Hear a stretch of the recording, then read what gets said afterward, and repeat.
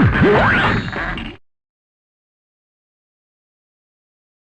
back to another review, and today we're going to be taking a look at the second figure released in the newest line. Of course, it's the only one I have, but second figure released in newest Transformers line, Transformers Studio Series Gamer Edition, which, by the way, is a terrible name. Anyways, here we have Barricade, so you can see in the box, this is the second one. I believe the first one is Optimus, Bumblebee? Either way, haven't found those yet, so Barricade. And he looks quite nice. So when we first got leaks for these, some people thought it was War for Cybertron, as in the Netflix show, and my answer to that is why? It's pretty obvious that this is for the High Moon War for Cybertron games, and we're probably going to get full of Cybertron later on. And at first I didn't really care that much. Wasn't the biggest fan of them having so many other lines of Studio Series, because, like, yeah, Studio Series for Michael Bay movies, yeah. And then Bumblebee stuff, okay. And then we got S86, no, and then this I was just kind of tired of a bunch of other lines. And I do have nostalgia for the games. I remember when I was younger, I would see the marketing everywhere. I even got a few figures from the Fall of Cybertron line. But I had never actually played any because I don't own, like, any consoles. I have a Wii, a DS, and a 3DS, and that's it. I did have that weird Cybertron Adventures game for the Wii, so there's that. Yes, at the time, I'd never actually played one of the games.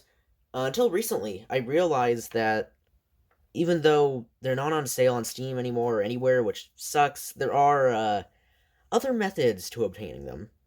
So I did finally get War and Fall of Cybertron. I played them. They're amazing. War for Cybertron was pretty decent. Fall of Cybertron is perfect. Best Transformers game. I don't think they can beat it with Reactivate. That game looks kind of awful. So now I'm fully on board with this line, and especially so after getting this figure, which, despite what a lot of like reviews and stuff are saying, he's actually quite good. And of course, if I remember correctly, Barricade is like the first Transformer we ever see on screen with that cutscene. All his details are done pretty well. One thing is, if you look on the box, his chest is very like angular and maybe a bit more like flat here, which doesn't look the greatest, but it does have to be like that because that's basically gonna be stuck to the bottom of the car mode. His head sculpt is like, it looks like it just jumped out of the game. Of course, it's missing like a bit of paint, so it's some yellow on the side. But the tears do remind me a lot of the Destiny Gundam. And like something that would have been cool for this line is if it had siege style battle damage. I know a lot of people hated that, but I personally loved it. And this is kind of perfect for that. He even has battle damage on the box. But anyways, as you can see, his kibble management, it's not the greatest. He is quite kibbly. But a lot of this is accurate. Like, his wheels are meant to be there, of course, not with these big chunks attached, but he is meant to have wheels there. And his backpack does look pretty big, but one part I do really like is they actually replicated this back detail, because they did really want to have the backs look accurate on these figures, because that's what you're going to be seeing with the designs in the game. Because it is third person, you're mostly going to be seeing the backs of the robots. So it's cool they actually replicated that detail, and that does look really, really nice. But I do have a few issues with his actual proportions. I feel like his arm's a bit too chunky, and then his legs up here look a bit too small. But they do get kind of beefed up by the side, which is fine. And I know when this guy was first revealed, a lot of people took issue with the feet.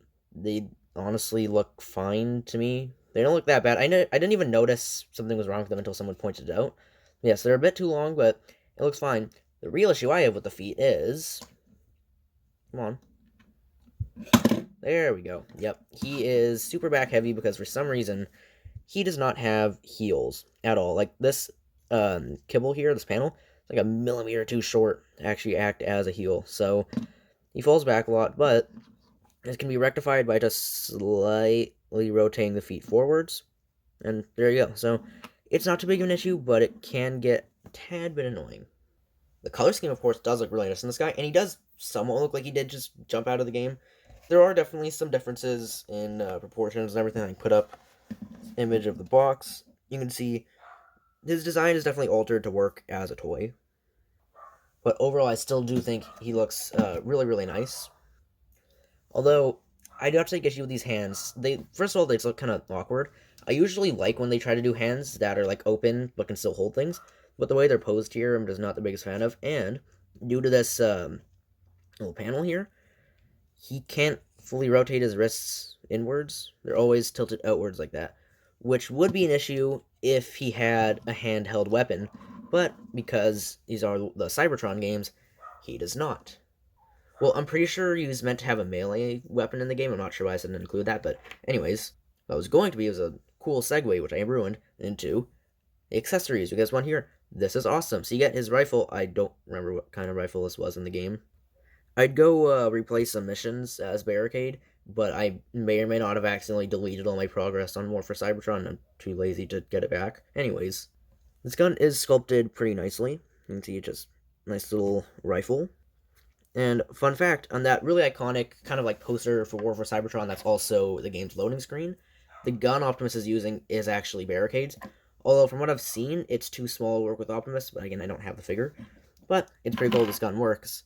So, take his arm, rip that off, and then we can just plug the gun into there, and there we go. I do kind of wish it would have been a bit bigger. The gun does look a bit small in here, but once again, in a pose like this, basically it looks kind of like a idle animation for the game. If you get from the back, your whole, oh, well, come on, stand, please, there. You can get your whole third-person shooter thing going.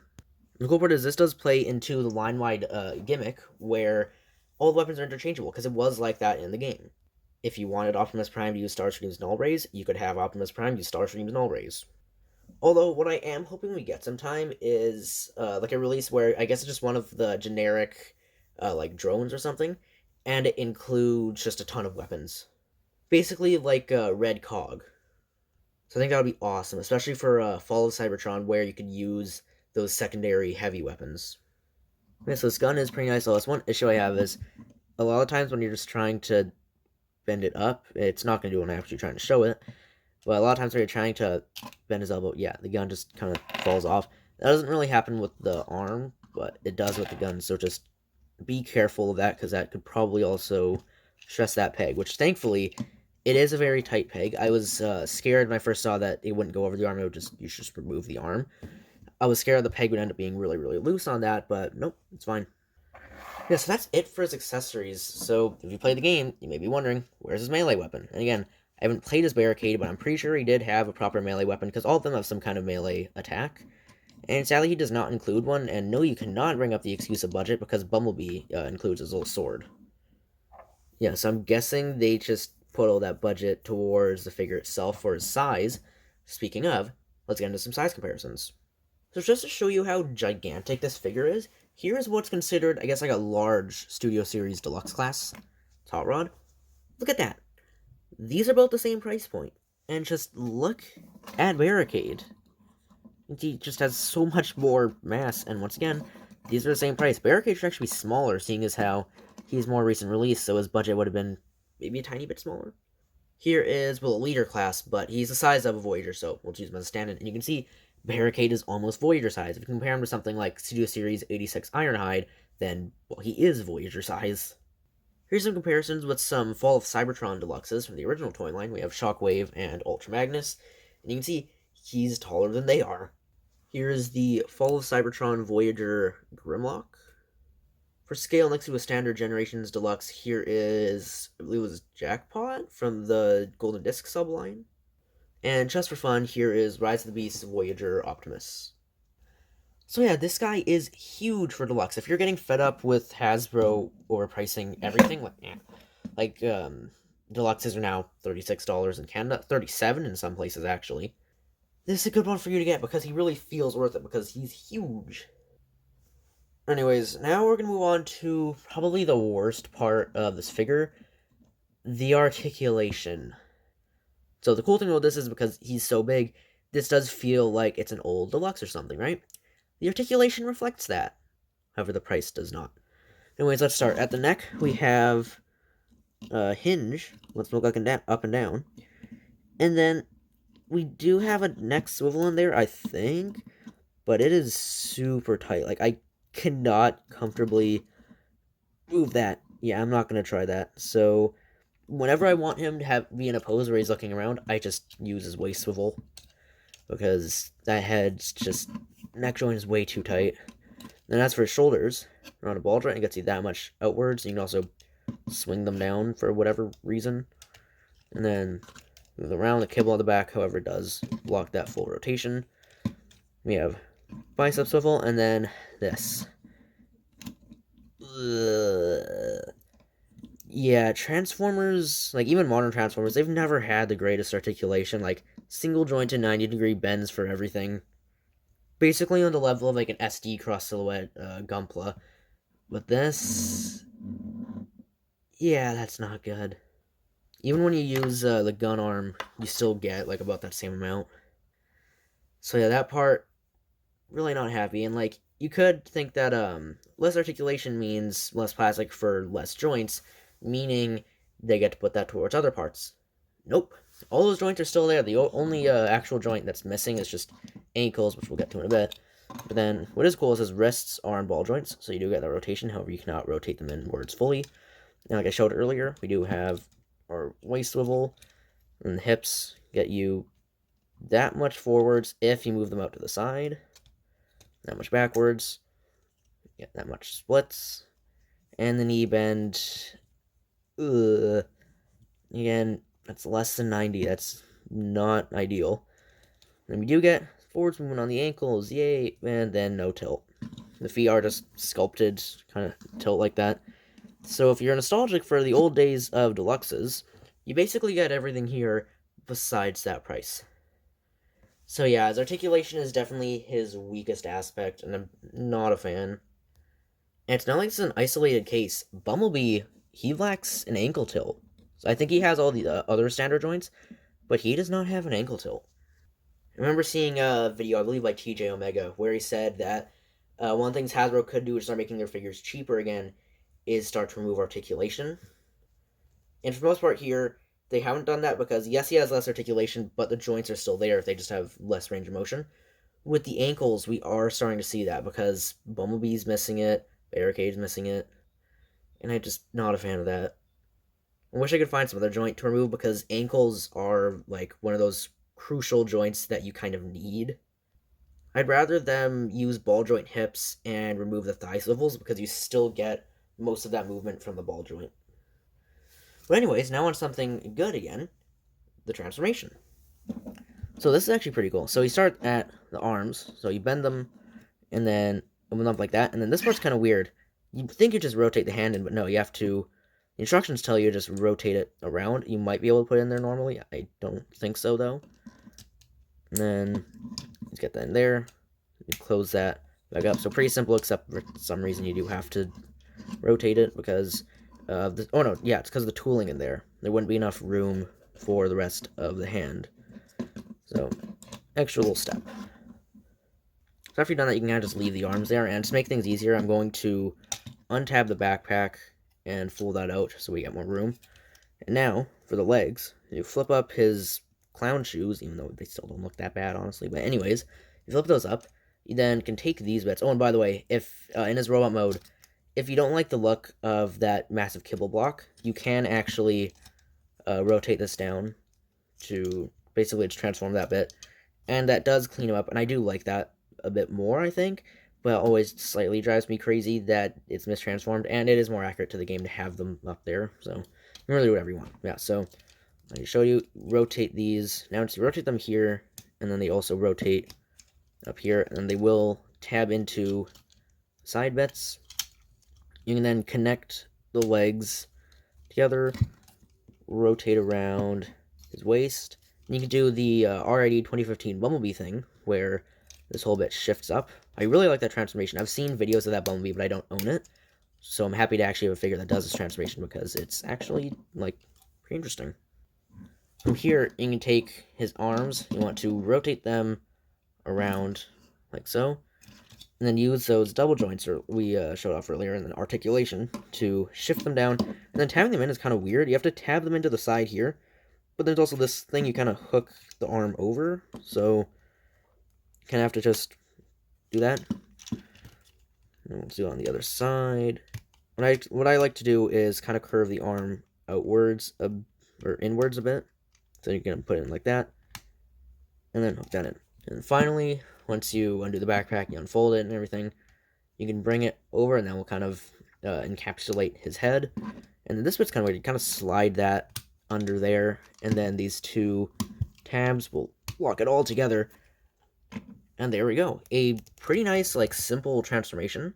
However, it is very satisfying because there's a bunch of big chunks moving around, and it's one of the reasons I love this figure. Speaking of reasons I love this figure, this alt mode, it's straight up perfect. It looks amazing. Like, it's an awesome looking kind of like cyberpunk car, well, Cybertronian, I guess.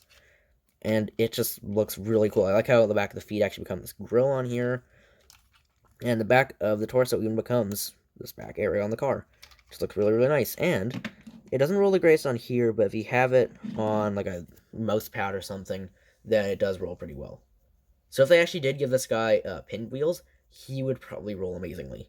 But of course, sadly, doesn't have pinned wheels. But this car still looks really cool. I've always loved this design. It just looks awesome. These little yellow highlights here of all the kind of like angles. And I was blown away when I first transformed this, because you might not be able to tell from the video. This thing is huge. I don't have too many figures in alt mode on hand right now, and I don't really feel like transforming it on, so I'll use a few I have.